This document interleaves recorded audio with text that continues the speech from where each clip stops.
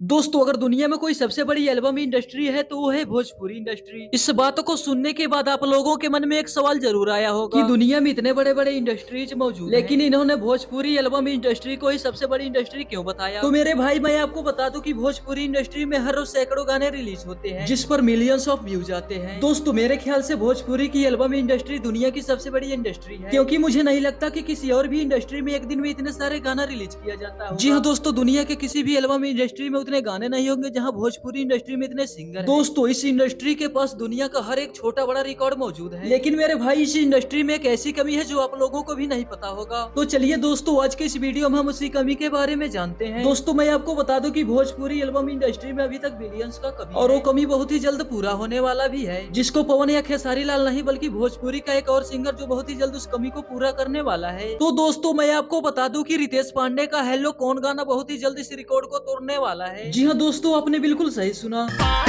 हम बोल रहे हैं। कौन? हम बोल रहे हैं। कौन? अरे हम बोल रहे हैं। कौन? इस गाने को गाए हैं रितेश पांडे और स्नेहा उपाध्याय और म्यूजिक दिया है आशीष वर्मा ने। और दोस्तों, आशीष वर्मा ने इस गीत को लिखा भी है। जी हाँ दोस्तों, यह गाना 4 साल पहले ही आया था और आते ही यह गाना पूरी तरह से बवाल और धमाल मचा कर रख दिया था। तो दोस्तों, आपको क्या लगता है कि रितेश पांडे का यह गाना बिलियंस क्रॉस कर देगा और रितेश पांडे यह रिकॉर्ड तोड़ पाएंगे या नहीं, हमें कमेंट में जरूर बताएं। साथ ही वीडियो पसंद आया हो तो वीडियो को लाइक कीजिए, चैनल को सब्सक्राइब कीजिए, अपने दोस्तों के साथ शेयर जरूर कीजिए। दोस्तों, मिलते हैं किसी और मजेदार और धमाकेदार वीडियो के साथ, तब तक के लिए जय हिंद।